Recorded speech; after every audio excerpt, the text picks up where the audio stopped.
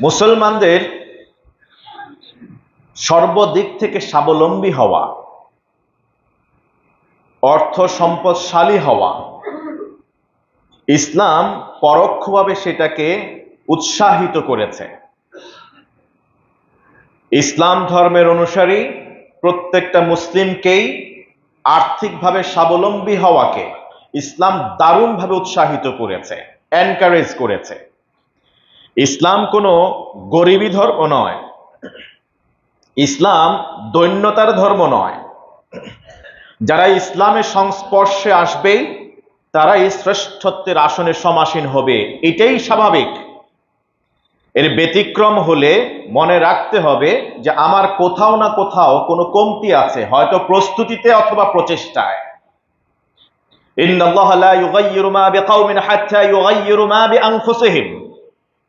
আল্লাহ তাআলা জাতির ভাগ্য পরিবর্তন করেন তখনই যখন জাতি নিজে নিজের ভাগ্য পরিবর্তনের জন্য সচেষ্ট হয়, নচেত জাতির ভাগ্য আল্লাহ তাআলা পরিবর্তন করেন না। মুসলিম হওয়া মানেই যে আপনি ছেঁড়া কাপড় চোপড় পরিধান করবেন, এটা নয়। মুসলিম হওয়া মানেই আপনার বেশভূষা অসুন্দর হবে, এটা নয়। মুসলিম হওয়া মানেই আপনি দেবদাসী জীবন যাপন করবেন, এটা নয়। বরং মুসলিম হওয়া মানেই হলো আপনি সব দিক থেকে সর্বোচ্চ অবকাঠামোতে সুন্দর সাজে নিজেকে পরিবেশন করবেন।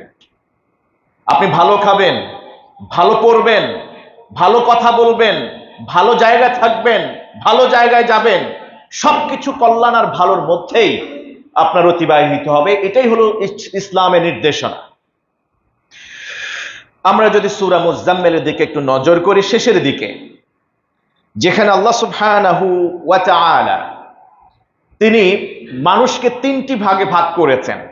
এক ভাগ ইবাদত করবে, এক ভাগ দিনের বেলা যুদ্ধের ময়দানে যাবে, এক ভাগ আল্লাহর রাস্তায় রিজিক অন্বেষণ করবে। ইন্না রাব্বাকা ইয়ালামু আন্নাকা তাকুমু আদনা মিন সুলুসাইল লাইলি ওয়া নিসফাহু ওয়া সুলুসাহু ওয়া তাইফাতুম মিনাল্লাযিনা মা'আক ওয়াল্লাহু ইউকদ্দিরুল লাইলা ওয়ান নাহার আলিমা আল্লান তুহসুহু ফাতাবা আলাইকুম ফাকরাউ মা তায়াসসারা মিনাল কুরআন।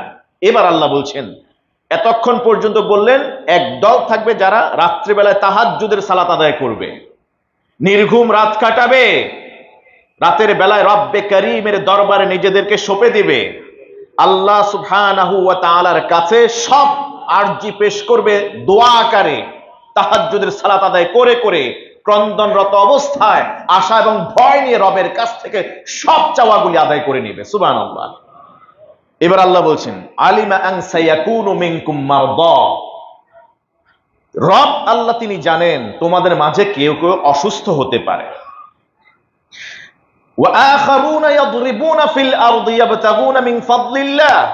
তোমাদের মাঝে একদল থাকবে যারা দিনের বেলায় জমিনে ছড়িয়ে পড়বে আল্লাহর রিজিক অন্বেষণের জন্য। তারা ব্যবসায়িক কাজে যাবে, তারা চাকরি নকরি করবে, তারা আয় ইনকাম রোজগারের পথ তারা খুঁজে বের করবে, তালাশ করতে থাকবে। সূরাতুল জুমআ আল্লাহ তাআলা জুমার দিনের স্পেশাল ভার্ডিক্ট হিসেবে তিনি দিলেন, ইযা নুদিয়া লিস-সালাতি মিন ইয়াউমিল জুমআ ফাসআউ ইলা যিকরিল্লাহ। যখন জুমার দিনে তোমাদেরকে আহ্বান করা হয় আল্লাহর জিকিরের জন্য তোমরা দৌড়ায় আসো। ইযা কুদিয়াতিস সালাতু ফান্তাশিরু ফিল আরদ। সালাত যখন শেষ হয়ে যায় জমিনে ছড়িয়ে পড়ো। কেন ছড়িয়ে পড়বে? ওয়াবতাগু মিন ফাদলিল্লাহ, আল্লাহ তাআলার রিজিক অন্বেষণের জন্য। ব্যবসা বাণিজ্যে আবার আত্মনিয়োগ করো, আবার নিজেরা নিজেদেরকে মনোনিবেশ করো কিভাবে সৎ পথে থেকে সত্যবাদী ব্যবসায়ী হওয়া যায়, সর্বোত্তম জীবিকা উপার্জন করা যায়। তুমি কিভাবে স্বাবলম্বী হবে, তোমার পরিবার কিভাবে স্বাবলম্বী হবে, একটা সমাজ কিভাবে স্বাবলম্বী হবে, একটা দেশের উন্নয়ন কিভাবে হবে, সেই জন্য তোমরা আত্মনিয়োগ করো সালাত আদায় করার পর। আরেক দলের কথা আল্লাহ বললেন, ওয়া আখারুনা ইউকাতিলুনা ফি সাবিলিল্লাহ। আরেক দল আছেন যারা আল্লাহর রাস্তায় জিহাদ করে। সুবহানাল্লাহ। মানুষকে তিন ভাগে ভাগ করলেন। এক ভাগ আল্লাহর গোলামি করবে, এই গোলামিটা হবে ইবাদতের মধ্য দিয়ে, নামাজ পড়ার মধ্য দিয়ে। এক ভাগ রিজিক অন্বেষণ করবে, নিজের ভাগ্য পরিবর্তনের চেষ্টা করবে, নিজের ভাগ্যের পাশাপাশি দেশ এবং দশের ভাগ্য পরিবর্তনের চেষ্টা করবে, এরাও আল্লাহর রাস্তায়। আরেক ভাগ আল্লাহর রাস্তায় যুদ্ধ করে। এই জন্য মুফাসসিরিন কেরাম বললেন, যারা আল্লাহর রাস্তায় জিহাদ করে, তারা যারা আল্লাহর রাস্তায় হালাল উপার্জনের জন্য, রিজিক অন্বেষণের জন্য ব্যবসা বাণিজ্যে আত্মনিয়োগ করে, তারাও আল্লাহর রাস্তায় জিহাদের শামিল, তারাও মুজাহিদ। আপনি যদি একটু চিন্তা করেন, মুত্তাকি হতে হলে কয়েকটা গুণ দরকার।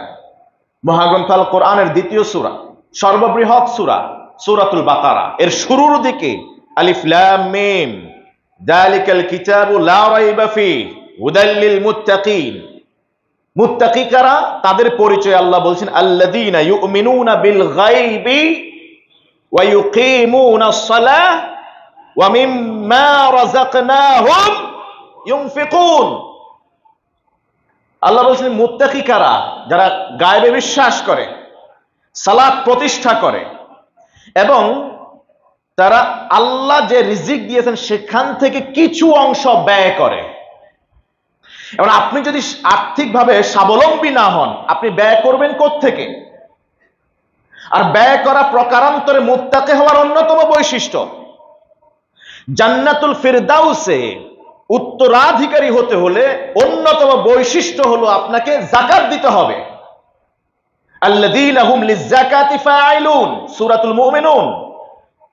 আল্লাযীনা হুম লিয-যাকাতি ফাঈলুন, যারা যাকাত দেয় তারা প্রকৃত ঈমানদার। উলাইকা হুমুল ওয়ারিসুন, এই সফল কাম ঈমানদাররাই, তারাই হবে উত্তরাধিকার। আল্লাযীনা ইয়ারিসুনাল ফিরদাউসা হুম ফিহা খালিদুন, তারা জান্নাতুল ফিরদাউসের উত্তরাধিকারী হবে, যেখানে তারা চিরন্তন, ইটারনালি সেখানে বসবাস করতে থাকবে। সুবহানাল্লাহ। তার মানে মুত্তাকি হতে হলে আপনাকে স্বাবলম্বী হতে হবে। মুত্তাকি হতে হলে আপনার অর্থ আল্লাহর রাস্তায় ব্যয় করতে হবে। মুত্তাকি হতে হলে আপনাকে যাকাত দাতা হতে হবে, যাকাত গ্রহীতা নয়। ইসলামের স্তম্ভ কয়টা? আরো লাউডলি, ইসলামের স্তম্ভ কয়টা? খুঁটি কয়টা? 5টা। একটা ঘর নির্মাণের জন্য ইসলামের অবকাঠামোকে মজবুত সুদৃঢ় রাখবার জন্য 5টা খুঁটি দরকার। এর মধ্যে একটা বিশ্বাসগত, শাহাদাতু আল্লা ইলাহা ইল্লাল্লাহ ওয়া আন্না মুহাম্মাদার রাসূলুল্লাহ, সাক্ষ্য দেওয়া আল্লাহ ছাড়া কোনো মাবুদ নাই, রাসূলুল্লাহ সাল্লাল্লাহু আলাইহি ওয়াসাল্লাম, মুহাম্মদ সাল্লাল্লাহু আলাইহি ওয়াসাল্লাম আল্লাহর রাসূল এবং বান্দা, তিনি তার গোলাম, এই সাক্ষ্য দেওয়া। বাকি 4টা, ইকামাতুস সালাহ, ইতাউজ যাকাত, সাওম রমাদান, হজ্জুল বাইত, বাকি 4টা। আপনার একটা স্ট্রাকচারটাকে মজবুত করতে হলে 5টা জিনিস দরকার। একটা হলো বিশ্বাসগত, আপনার ইনার সেলফটাকে আপনি পিউরিফাই করবেন, আপনার বিশ্বাস দিয়ে লালন করবেন, পালন করবেন, মানবেন আল্লাহ ছাড়া কোনো মাবুদ নাই। আপনার আদর্শ, আইডিয়াল, আইকনিক নেতাকে নবী মুহাম্মদুর রাসূলুল্লাহ সাল্লাল্লাহু আলাইহি ওয়াসাল্লাম। এরপরে আসেন ইকামাতুস সালাহ, একটা খুঁটি, মজবুত খুঁটি, সালাত প্রতিষ্ঠা করবেন। এরপরে হলো আতুজ যাকাত, যাকাত দাও, যাকাত নাও, যাকাত, সালাত, সালাত, যাকাত দাও নাকি নাও? যাকাত দাও। আপনি যদি আর্থিকভাবে স্বাবলম্বী না হন, আপনি যাকাত দিবেন কোত্থেকে? আপনারা তো যাকাত নিবেন। কোরআনে আল্লাহ যেখানে বলেছেন আকিমুস সালাহ ওয়া আতুজ যাকাত, আকিমুস সালাহ ওয়া আতুজ যাকাত, আল্লাহ তো এটা বলেন না আকিমুস সালাহ ওয়া খুযুজ যাকাত, সালাত প্রতিষ্ঠা করো, যাকাত নাও না। এটা বলেছেন কি? আল্লাহ বলেছেন আকিমুস সালাহ, সালাত প্রতিষ্ঠা করো, ওয়া আতুজ যাকাত, যাকাত আবার বলে না, যাকাত, যাকাত দাও। আপনি যদি আর্থিকভাবে স্বাবলম্বী না হন, যাকাত দিবেন কোত্থেকে? আপনি নামাজ পড়লেন, নামাজ প্রতিষ্ঠা করলেন, যাকাত দিলেন না, আপনি কেমন মুসলমান? সাওমে রমাদান, তৃতীয় খুঁটি, ওয়া হজ্জুল বাইত মান ইসতাতা ইলাইহি সাবিলা, আল্লাহর ঘরে যে যাওয়ার সামর্থ্য রাখে সে যেন হজ করে। আপনি হজ করেন নাই কেন? যদি প্রশ্ন করা হয় হাসরের ময়দানে যদি আল্লাহ প্রশ্ন করেন, আমি তোমাকে বেনা দিছি 5টা, ইসলামটাকে মজবুত রাখবার জন্য খুঁটি দিছি 5টা, তুমি 2টা মানলে, 3টা মানলে, বাকি 2টা মানো না কেন? তুমি কি বলা হয় রোজা রাখছো, তুমি সালাত প্রতিষ্ঠা করছো, আমার উপর বিশ্বাস রাখছো, কিন্তু বাকি 2টা করো নাই কেন? হজ করো নাই কেন? আল্লাহ সামর্থ্য ছিল না। সামর্থ্য ছিল না কেন? আল্লাহ পারি নাই। সেদিন কি জবাব দিবেন? আপনার সামর্থ্য হয় নাই কেন? কেন আল্লাহর এই দুনিয়াতে কি রিজিকের অভাব? কথা বলেন না, রিজিকের অভাব? আপনি যদি ভালো মুসলমান হতে চান, আপনাকে ইসলামের 5টি বেনাকে আঁকড়ে ধরতে হবে। 5টি খুঁটিকে যদি আপনি অক্ষুণ্ণ রাখতে চান, মজবুত সুদৃঢ় রাখতে চান, গেঁথে দিতে চান ভালো করে, পাইলিং এর মতো করে, তাইলে তো স্ট্রাকচার মজবুত হবে। তা আপনার পাইলিং করলেন, 5টার মধ্যে 3টা ঠিক আছে, 2টা নাই, যাকাতও দিতে পারছেন না, হজও যেতে পারছেন না, তা আপনার কি বিল্ডিং স্ট্রাকচার এটা কি মজবুত হবে নাকি ধসে পড়বে? মুসলমানদের আজকে দৈন্যতার পিছনে এটাই অন্যতম কারণ। মুসলমানরা দিতে জানতো এক সময়, অমুসলিমরা হাত পেতে থাকতো, সমুদ্র শাসন করত, মুসলমানদের অনুমোদন অনুমতি ছাড়া কোন কাফের, মুসলিম ও মুশরিক কেউ সমুদ্র তারা বিচরণ করতে পারত না। যখন মুসলমানদের হাতে নেতৃত্ব ছিল, ক্ষমতা ছিল, ইসলাম বলতে আমরা মনে করি কি একেবারে সবকিছু ছেড়ে দিয়ে আয় রোজগার করবো না, শুধু মসজিদে পড়ে থাকবো, অথবা পরিবার পরিজনের দায় দায়িত্ব ছেড়ে দিয়ে দেশের প্রতি দায়বদ্ধতাকে এড়িয়ে গিয়ে একেবারে বনের কুঠুরিতে গিয়ে সেখানে বসে থাকবো, আল্লাহ বিল্লাহ করবো, জিকির করবো। এই জন্য আল্লাহ তাআলা দুনিয়াতে আপনাকে পাঠিয়েছেন। আল্লাহ বললেন, কুনতুম খায়রা উম্মাহ উখরিজাত লিন-নাস, আনি উখরিজাত লিমানফাআতিন নাস, তোমরা তো শ্রেষ্ঠ জাতি ও উম্মতে মুহাম্মদী, তোমাদেরকে পৃথিবীর জনমানুষের কল্যাণের জন্য তোমাদেরকে নির্বাচিত করা হয়েছে, বের করা হয়েছে। সুবহানাল্লাহ। মানুষের কোনো কল্যাণ না করে নিজে একেবারে বন্দিত্ব জীবন যাপন করা, এটা ইসলাম চায় না।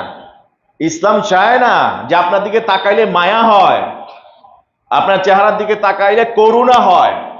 মুসলমানরা করুণার প্রার্থী না, মুসলমানরা করুণার জাতি না, বরং তারা করুণা করবে অন্যের প্রতি। মুআজ্জাজ হাজিরিন,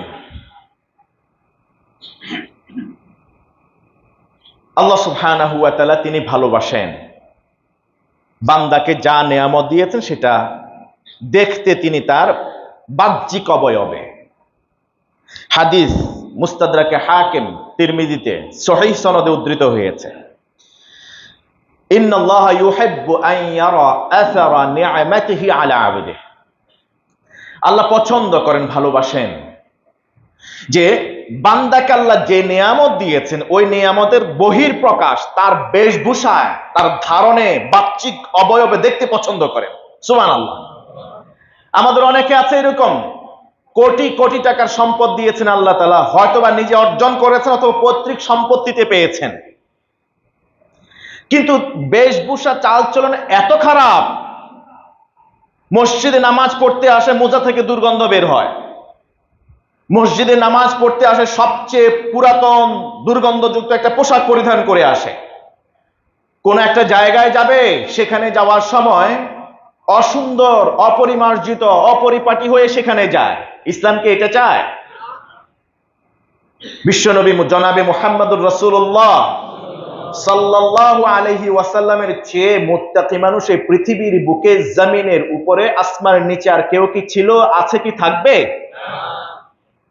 তিনি জুমার দিনে আলাদা সাজসজ্জা গ্রহণ করতেন, আলাদা পোশাক ধারণ করতেন, ঈদের দিনগুলিকে নিজেকে আরো সুন্দর করে মানুষের সামনে প্রেজেন্ট করতেন, পরিবার পরিজন তাদেরকে আরো সুন্দর করে ঈদের দিনে সাজিয়ে নিয়ে আসতেন, নাতনিদের দিকেও তিনি খেয়াল করতেন।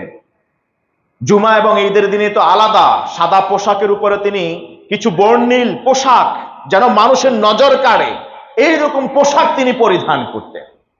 কিন্তু আমাদের কি হলো, আমরা জেনারেল যে কোনো বিষয়ে সেমিনার সিম্পোজিয়ামে যাই সর্বোত্তম সাজে, আর যখনই দিন, ধর্ম, ধার্মিকতা আল্লাহর গোলামি, মসজিদে আসা, মাহফিলে যাওয়া, তখন হচ্ছে কি একেবারে নরমাল কিভাবে থাকা যায়, কিভাবে চলা যায় সেই বিষয়টা আমরা বেছে নেই। আপনার মাঝে ভুল চিন্তা, ভুল ধারণা। আল্লাহ তাআলা আপনাকে যতটুকু দিয়েছেন আল্লাহ তাআলা ততটুকু আপনার কাছ থেকে প্রত্যাশা করেন, দেখতে চান তিনি। আপনাকে দিয়েছেন 100 টাকা, আপনি 1 টাকার বেশ ধারণ করে নিজেকে গরিব প্রমাণ করবেন, আল্লাহ এটা পছন্দ করেন না। মনে করি আমরা যে যত বড় মুত্তাকি হব, যত বড় আলেম হব, যে যত বড় বুজুর্গ হব, সে তত স্বাভাবিকভাবে থাকবো। বিষয়টা কি এরকম না, বরং আপনি আপনার যোগ্যতা অনুযায়ী আপনি সেই রকম লাইফ লিড করবেন। খুদু জিনাতাকুম ইনদা কুল্লি মসজিদ, এই কথা আমার নয়, খোদা আরশে আযমের মালিক বলছেন, খুদু জিনাতাকুম ইনদা কুল্লি মসজিদ। 5 ওয়াক্ত সালাতে মসজিদে আসতে হয় তোমার।